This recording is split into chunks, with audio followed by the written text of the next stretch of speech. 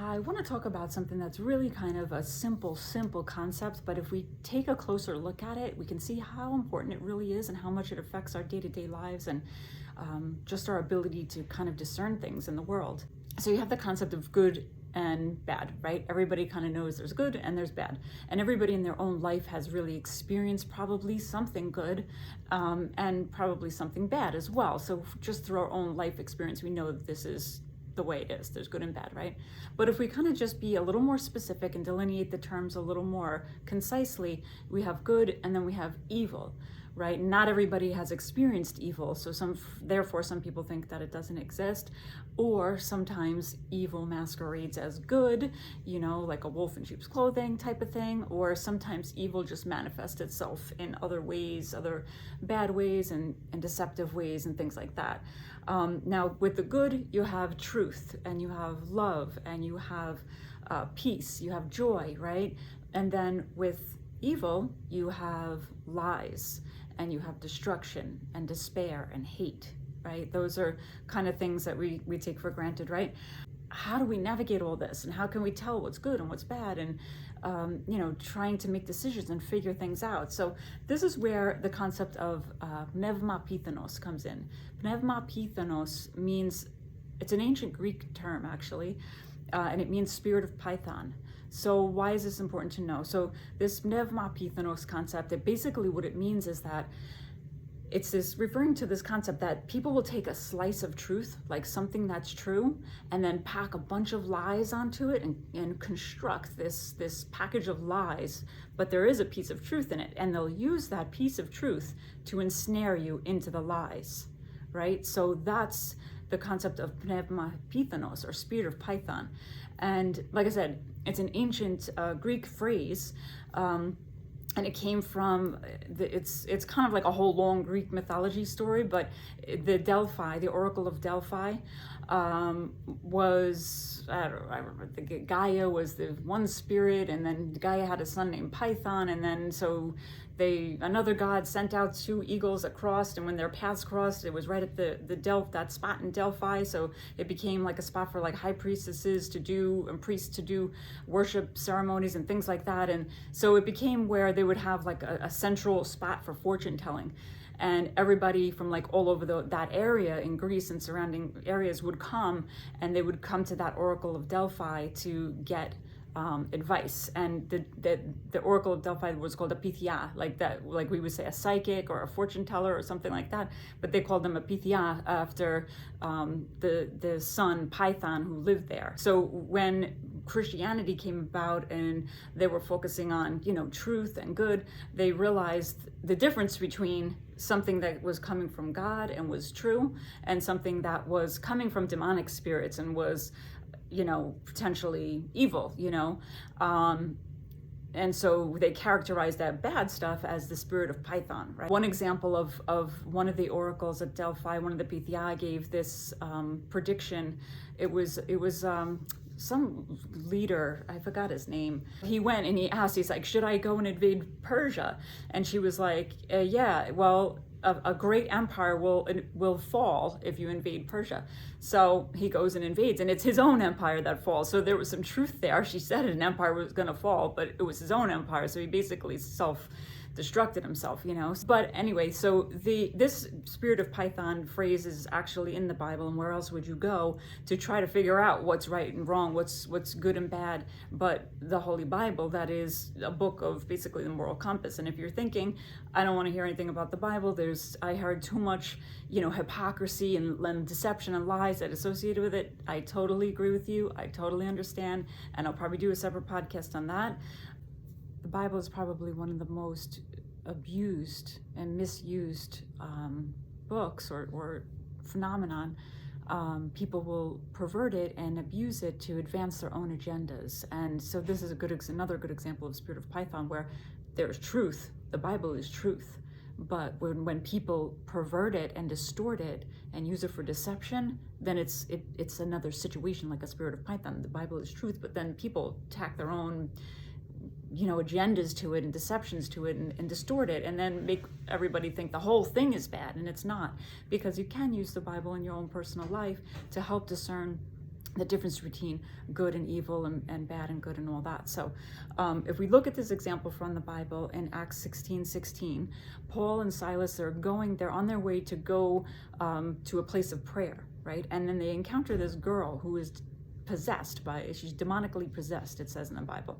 So what she does is she basically is like a fortune teller and a soothsayer and a divinator, just similar to like the oracles at Delphi, the Pythia, where they were using a lot of black magic and potentially drugs and blood sacrifices, blood rituals, and all the other demonic type stuff that they were using back then at the Oracle of Delphi.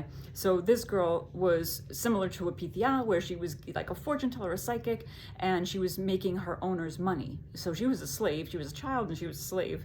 That right there is kind of a red flag, like, hello, we're child slave labor here. But anyway, the fact that she's making money from this demonic spirit that she has.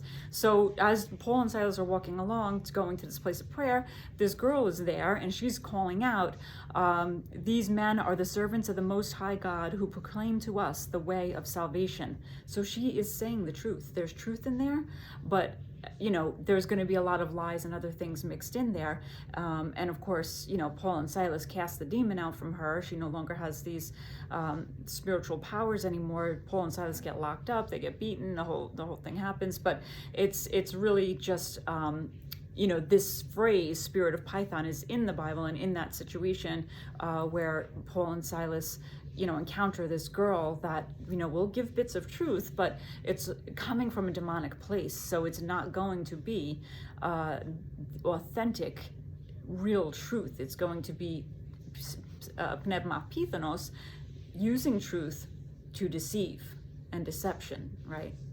And the Bible does go through and outlines how you can discern between a real prophet who does have information from the supernatural world that can help us and guide us in our lives, and a false prophet. And there is both, right? There are real ones and there are false ones. So this is kind of what I'm driving at here with this whole spirit of Python. How can we discern good from bad, truth from lies, a false prophet from a real prophet, right? So it's helping you to understand. If you can understand the spirit of Python, it can help you to navigate some of that, right? If you can understand that sometimes people will use a bit of truth to manipulate and ensnare you in a package of lies that are all attached to that truth, then you can avoid that kind of deception and heading down that wrong road, because the whole agenda behind something like the spirit of Python is to lead you on the path towards evil, the path towards destruction, the path towards an eternal life that is not in a good place, right?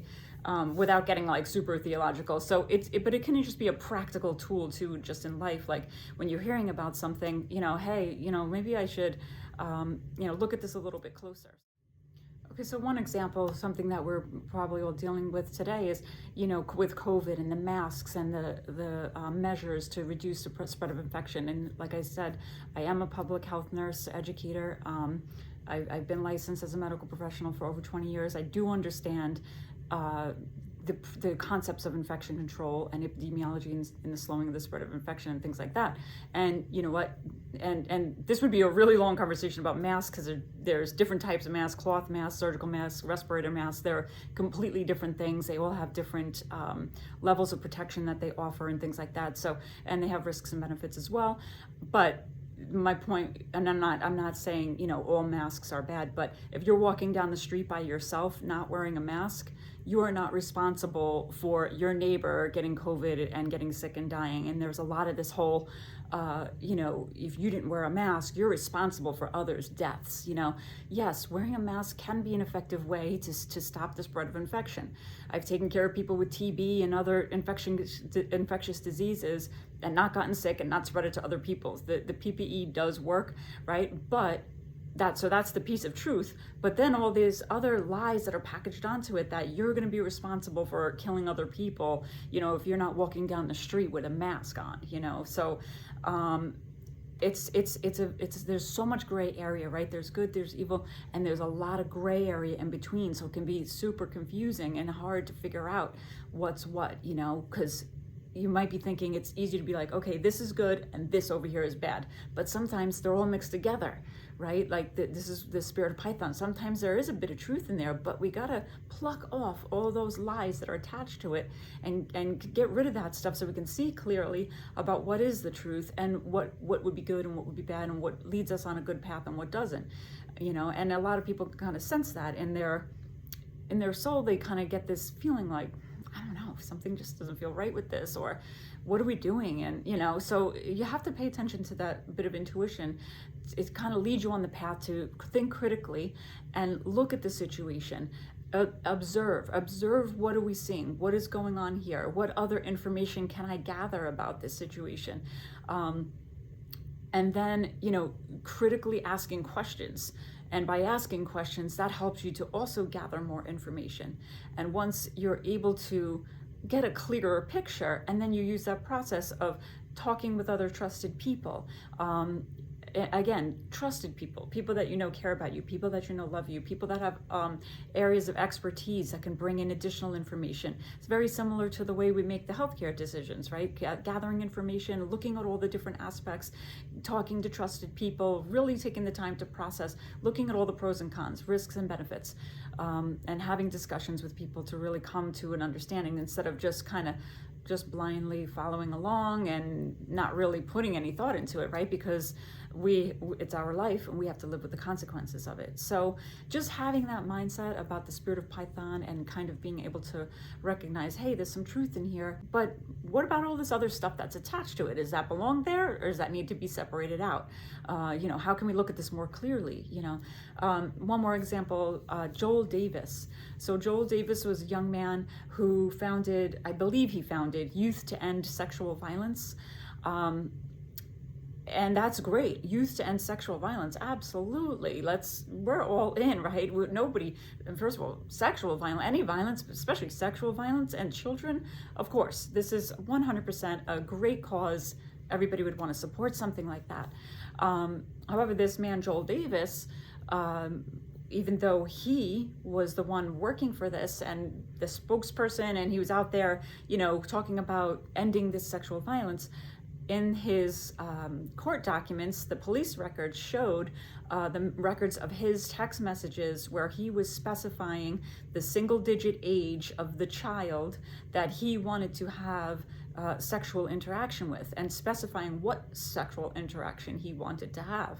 Okay, so and I believe he did get charged, and he, they brought him up on these crimes of, child sexual abuse. So he was the one with this nonprofit organization saying that they were going to end child sexual abuse. However, he was actually perpetrating those acts in his own personal life, and that's from his own phone records in the police documents. So. Sometimes things appear one way on the surface and then they're not. And then that's kind of, what I want to explore, some of those areas and some of those things, and just helping people to have a mindset of thinking more critically, asking questions, and coming to a conclusion of their own, especially when you get that feeling like, wait, is this really what why do I feel like something's weird about this? Or, is this really what it seems to be, and just having some tools to do that.